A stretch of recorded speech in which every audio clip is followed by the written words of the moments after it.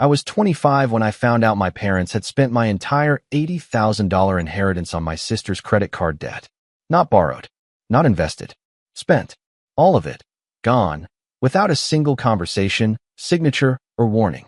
My name's Caleb, and I've always been the quiet one in the family. You know the type. Low maintenance. Kept my head down. Never caused a scene. I didn't get into trouble growing up. Didn't throw tantrums at the mall. Didn't demand the latest iPhone every year. And maybe that's why they thought I wouldn't notice. Or maybe they just assumed I'd take it like I always did, with silence. I grew up in a small town with two very different parents. My dad was a high school history teacher, stoic, stiff-lipped, always quoting presidents like they were scripture. My mom ran a part-time catering business out of our kitchen, but more often than not she was too busy managing everyone else's emotions to worry about her own. And then there was Sadie, my older sister by 3 years, and the undisputed queen of our household. Sadie could do no wrong. When she totaled her first car at 18 while texting, Dad called it an accident.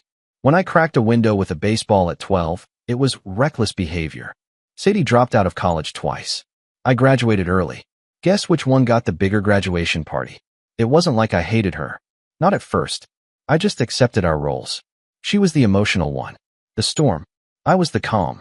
I became good at disappearing, spending hours in the garage tinkering with old tech or riding my bike around the block, earbuds in, just trying to breathe without someone asking me to give more. I figured if I stayed out of the way long enough, one day they'd finally see me. Not just as Sadie's little brother or the easy one, but as a person with my own life. That life finally started coming together when I was 23. My grandfather passed away, my mom's dad, and left behind a modest estate. I was stunned when the lawyer called and said Grandpa had left me $80,000. I didn't even know he liked me that much. We weren't particularly close, but I always made a point to ask about his garden or his worst stories when we visited. Apparently that mattered more than I thought. The money was meant to help me buy my first house. That's what the note said, handwritten in Grandpa's shaky pen. For Caleb, so you can build something of your own. I didn't touch the money right away. I was still renting a tiny studio apartment and working a full-time IT support job downtown. I figured I'd save it until I found the right place. It was comforting just knowing it was there, this invisible foundation under my feet. I checked the account maybe once a month. Then, one day it was gone. It happened on a gray Tuesday in April. I remember because I was on lunch break, half listening to a podcast while checking my bank balance. I blinked at the screen, refreshed the page 3 times, and then just stared. $138.74. That was it. I called the bank in a panic, thinking it had to be a mistake. Fraud, maybe. Some kind of system error. But after a long chain of transfers and on-hold music, I got my answer. The funds were legally withdrawn by the co-signatory, the rep explained flatly. Co-signatory? I asked, my voice hollow. Yes. The account was set up as a custodial trust under your parents' name until you turned 25. My birthday had been 2 weeks ago. I had just turned 25. I hung up without another word and sat there staring at the wall of the break room like someone had cut the floor out from under me. My chest felt tight. Not like I was going to cry, more like I was going to throw up. I called my mom first, and she answered like everything was completely normal. Hi, honey. How's work? Where's the money? I asked, skipping the small talk. There was a pause. A long one. And then, her voice changed. Caleb, please don't be dramatic. We needed it for Sadie. I swear to you. I didn't say anything for a full 10 seconds. I just stood there gripping the phone so tightly my knuckles turned white. What do you mean needed it for Sadie? She was drowning in debt. Caleb, she said, with this wounded tone, like I had somehow hurt her. Credit cards, student loans, her car was going to be repossessed. And you thought my inheritance was the solution? Don't raise your voice, she snapped, like I was a child again. I wasn't yelling. I wasn't even angry yet. I was stunned, numb, floating. My dad got on the phone next. His voice was as cold as ever. You weren't doing anything with it, he said. Sadie needed help. Families help each other. Your grandfather would have wanted that. I wanted to scream. But instead, I asked one question. Why didn't you ask me? Silence. We knew you'd say no, my mom finally whispered. That's when something in me cracked. Not shattered, not exploded. Cracked, like the first line through the ice. The moment I realized just how little they saw me. Not as an adult, not as an equal, not even as someone worth asking. I was a resource to them, a silent piggy bank. I hung up the phone. I didn't text them for weeks after that.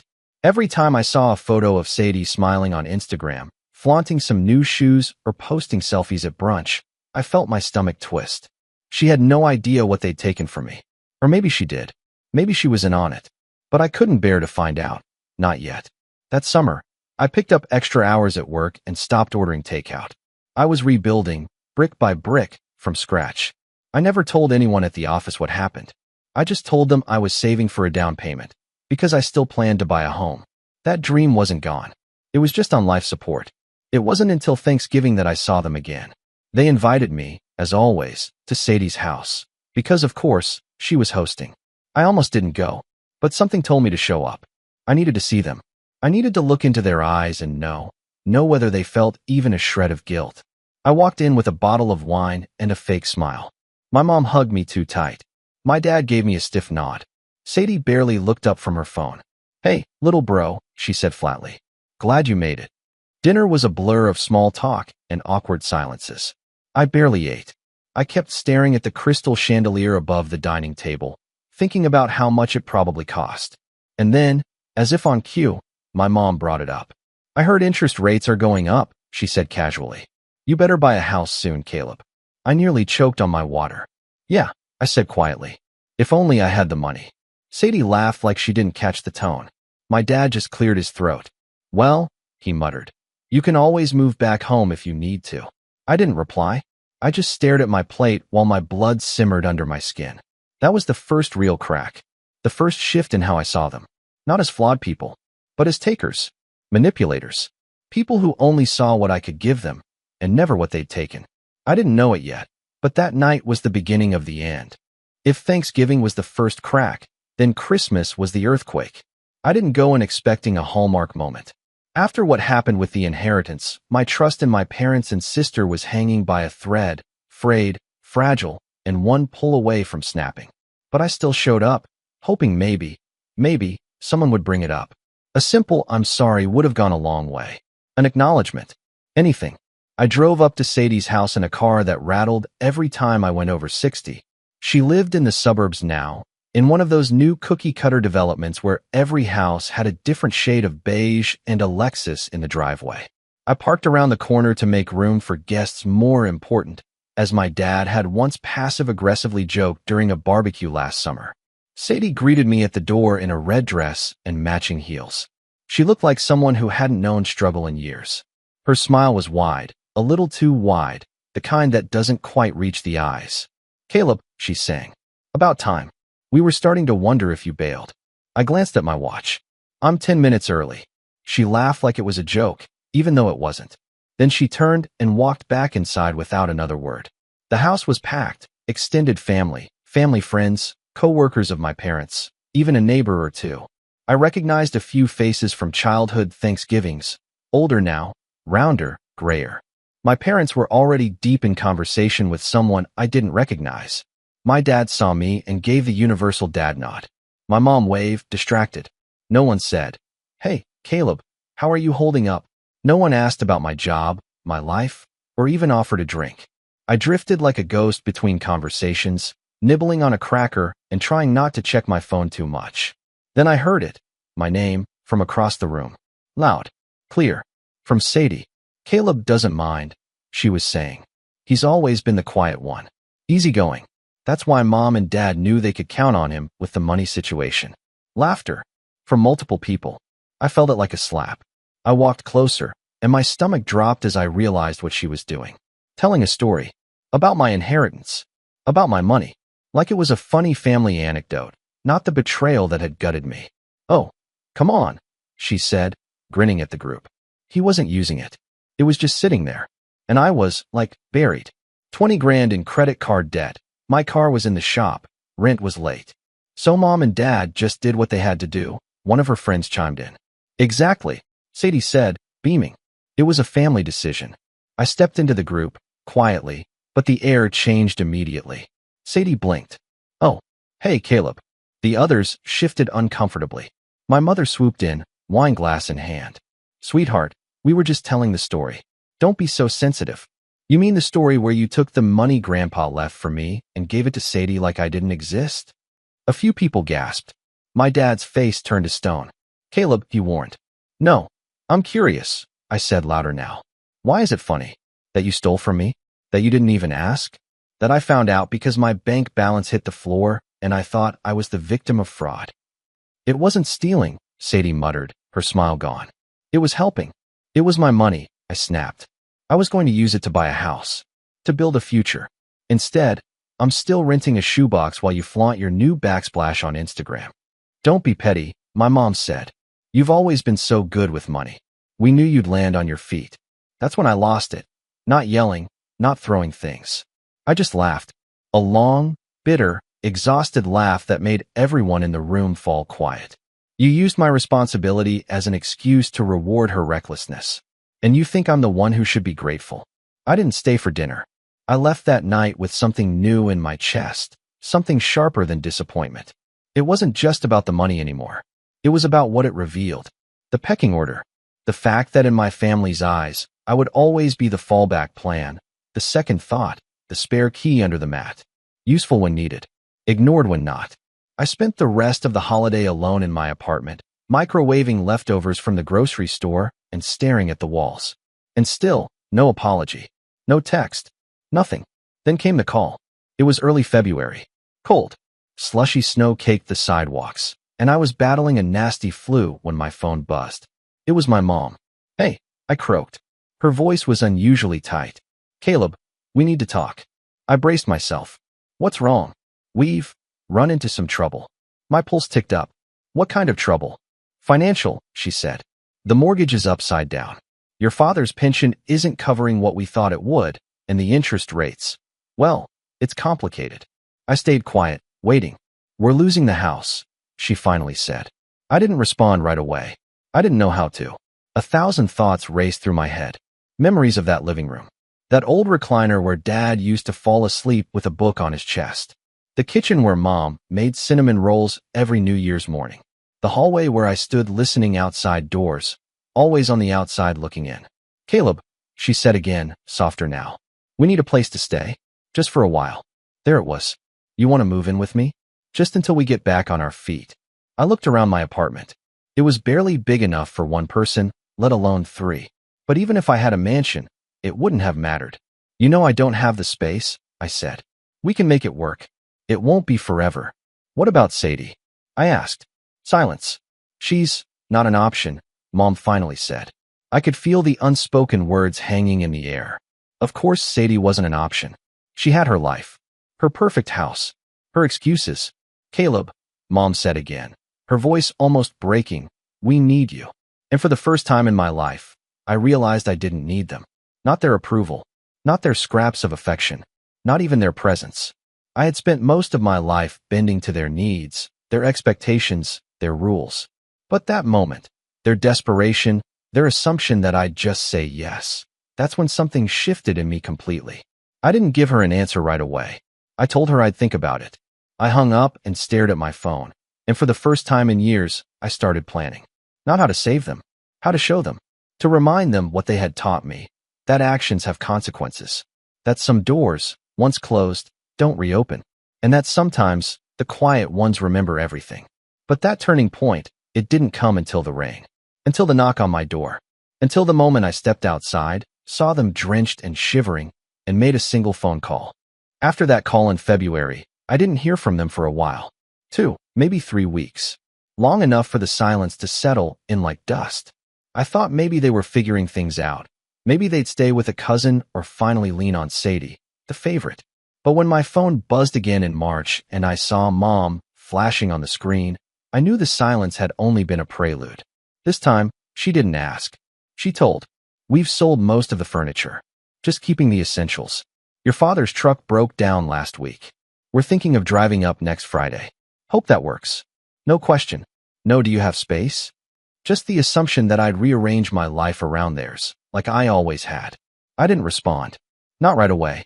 I needed time, not just to process, but to prepare. Because something had shifted in me after that Christmas. After the inheritance.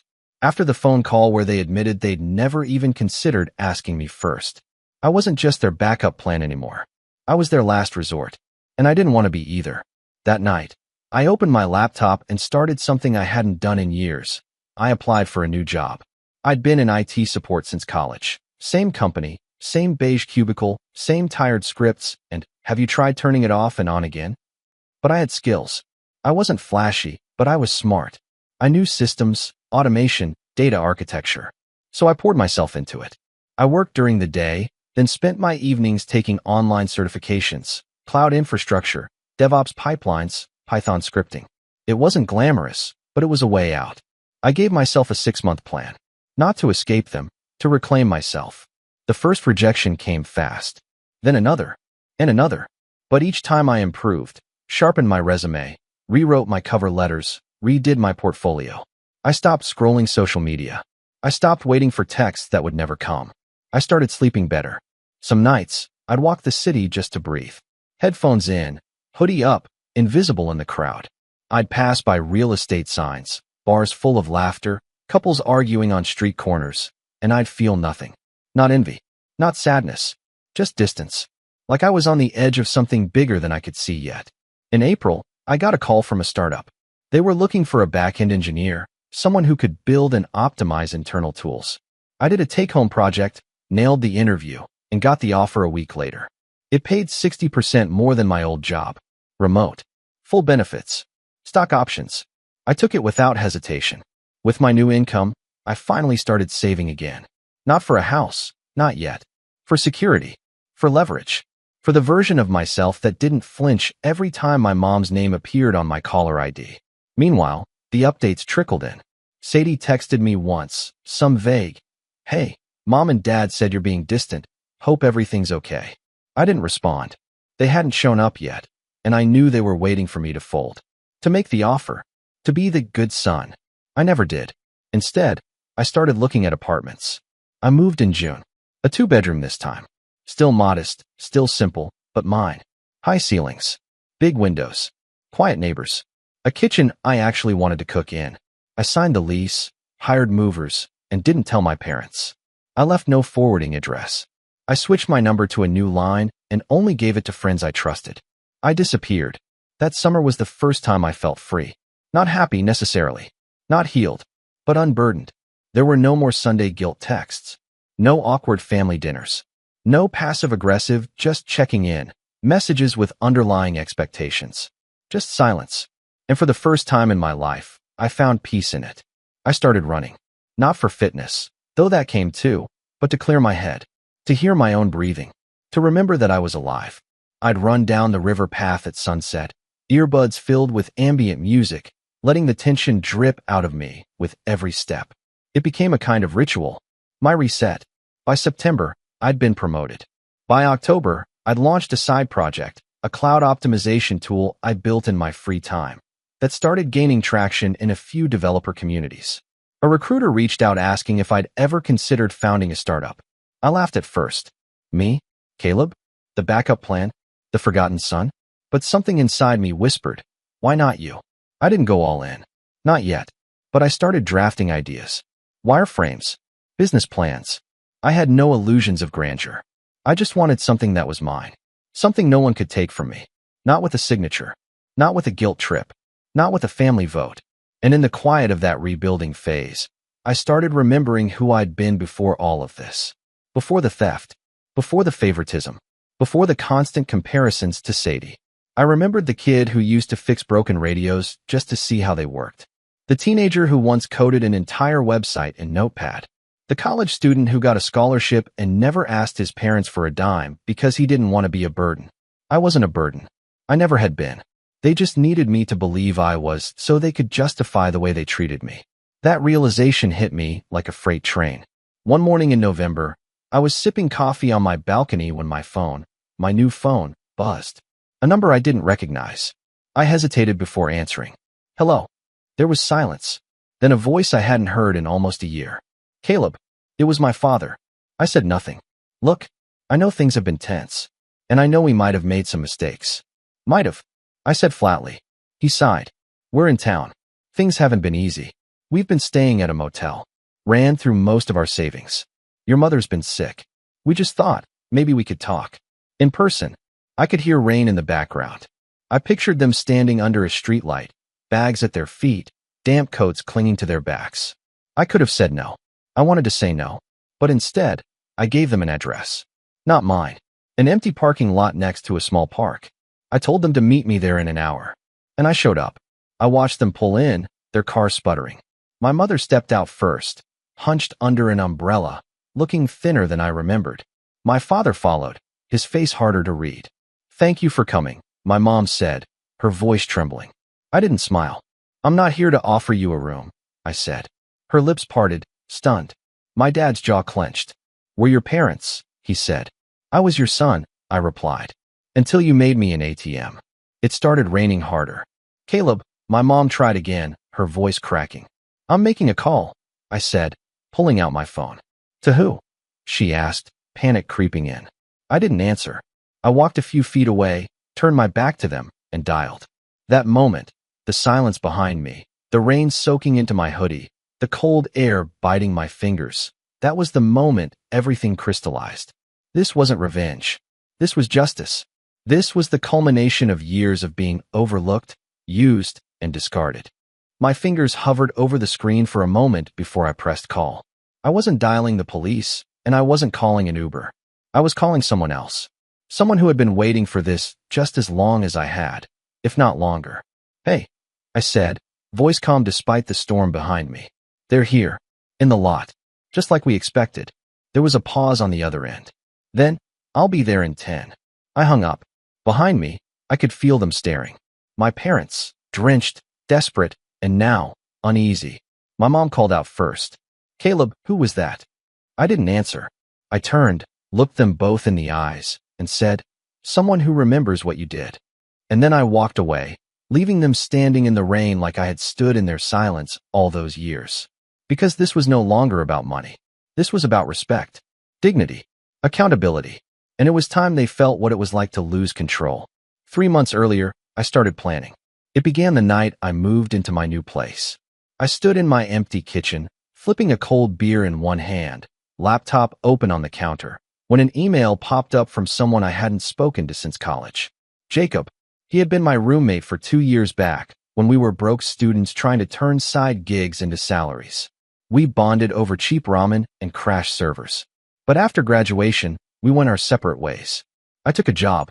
He took a risk. Started his own firm. Consulting, then app development, and now, property tech. I'd messaged him earlier that week, just to reconnect. And now here he was, offering to meet up. "You ever think about going in on something real?" he asked when we finally met up at a downtown cafe. "What do you mean?" "I mean property, land, development. Tech's good, but it's all built on sand. Real estate, that's rock. I've got investors, partners, but I need someone who knows back-end infrastructure, automation, databases. I remember you had a knack for clean systems." I told him I'd think about it. And I did. For weeks. Not because I needed the money, but because I needed something bigger. A new identity. A legacy that wasn't just about surviving betrayal, but about building something stronger in its place. That's when I started sketching the framework. Not just for the software, but for the revenge. I didn't want to humiliate my parents. I wanted to outgrow them. I wanted to become someone who didn't need them, didn't chase their love, didn't crave their praise. But that didn't mean I wouldn't expose the truth. Because behind every betrayal, there's a pattern. And if I could prove the pattern, not just to myself, but to the people around them, I could take away the one thing they still held on to. Their reputation. I began quietly. First, I reached out to my grandfather's estate lawyer, the same one who had handled the inheritance. I asked if there had been any documentation, any clause, that specifically restricted the funds for my personal use. There had been. The letter my grandfather wrote had been more than sentimental.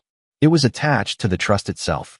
This money is to be held for Caleb's first home, and only to be released to him upon his 25th birthday.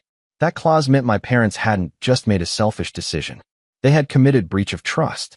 Technically, the lawyer said, you have grounds for legal action, but it's going to come down to whether you want to go after them in court. Emotionally, financially, it's a big fight. I didn't answer right away. I wasn't sure if I wanted a courtroom battle. That wasn't the revenge I wanted. I wanted a public undoing. A reckoning. Not with handcuffs, but with consequences. So I made a new plan. Every Sunday that summer, I met up with Jacob. We started working on the property platform together, a site that streamlined land auctions, investment portfolios, and historical deed data. I helped design the backend and automate data pulls from public databases. While I worked, I searched. And then, one Sunday in late August, I found something. My parents hadn't just lost their house because of poor money management. They had leveraged it against Sadie's business. A boutique fashion startup she'd launched 2 years ago. The one with the fancy Instagram and zero actual profits. My parents had co-signed a loan to help her open a second location. And when it flopped, because she didn't pay taxes, didn't understand payroll, didn't even track inventory, the bank foreclosed on their house. I pulled the public filings. Everything was there. The lien, the bank letters, the auction date. They weren't victims of the economy. They were victims of their own favoritism. And I had the proof. Next, I contacted someone I hadn't spoken to since high school, Tasha. She was Sadie's old best friend. Well, ex-best friend, from the way things ended. Tasha had been there for all of Sadie's early meltdowns. She knew the family. She'd been at birthdays, holidays, even those awkward backyard barbecues where Dad insisted on playing old jazz vinyls and quoting Reagan. We met for coffee, and she didn't hold back. Sadie never took anything seriously, Tasha said, sipping a cold brew. Your parents bailed her out so many times. Rent, parking tickets, that disaster of a trip to Bali. But the worst part was, she expected it. Like it was her right. And they always treated you like a side character. I didn't tell her everything. Just that I was working on something that would shine a light. You thinking of going public? She asked. Maybe. Let me know, she said. I've got screenshots. I raised my eyebrows. Of what? She grinned. Sadie venting in our old group chat, bragging about how she convinced your mom to borrow your inheritance. She called it a rescue mission. Like you were hoarding it or something. That's when I knew. This wasn't just selfishness. This was entitlement with a megaphone. I gathered everything. Messages, court documents, bank records, business filings, social posts. I built a timeline, a full dossier. I wrote the story out, piece by piece. Names redacted. But the facts? Crystal clear. Then I did what they would have never expected. I posted it. Anonymously, on a financial advice subreddit. My parents spent my inheritance to bail out my sister. Years later, they lost everything because of her again. It went viral. People dissected every detail. Some doubted, others empathized. But most were outraged. I would sue. Cut contact. OP's parents deserve every cold night they've got coming. It wasn't about validation. It was about witnesses. And while they had no idea it was me, they soon felt the ripple. Because Sadie's brand, the one she was trying to relaunch online, it tanked. People dug. Screenshots surfaced. A local blogger even did a think piece on generational wealth theft, and several commenters connected the dots. And Jacob?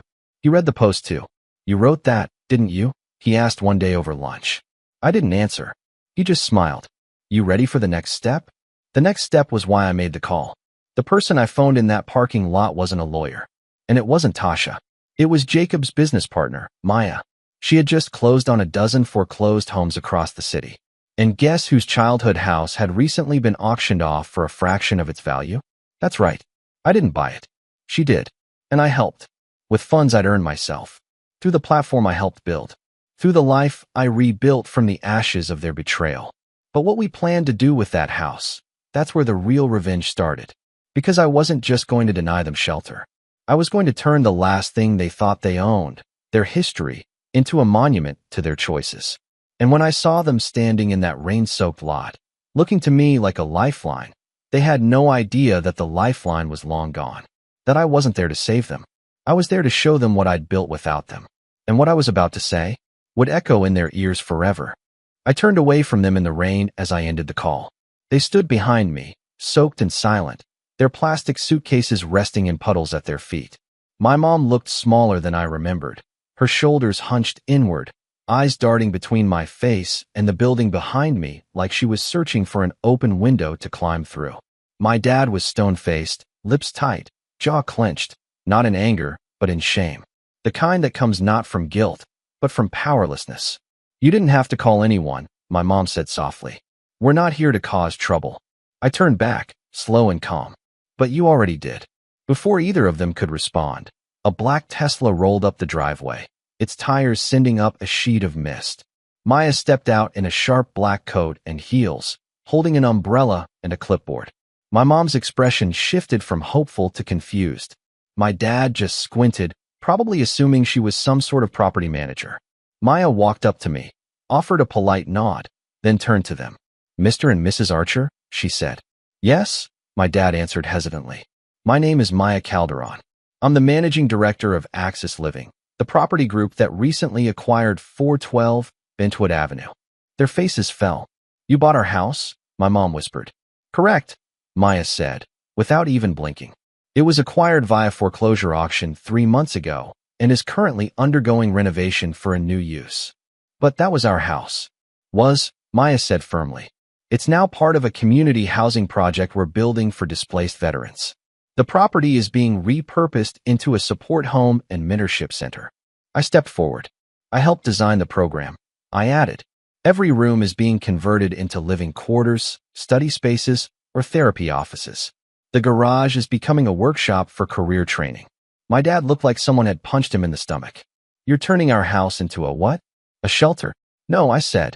"Into something useful." They didn't say anything. The rain dripped steadily from my dad's sleeves. My mom's lips trembled. "We came to you because we had nowhere else to go," she finally said. "And I gave you what you gave me," I replied. Silence. "That's not fair," she said. "Neither was spending my $80,000 inheritance on Sadie and never telling me. Neither was laughing about it at Christmas like it was some joke. Neither was acting like I owed you loyalty after you treated me like the spare part of this family."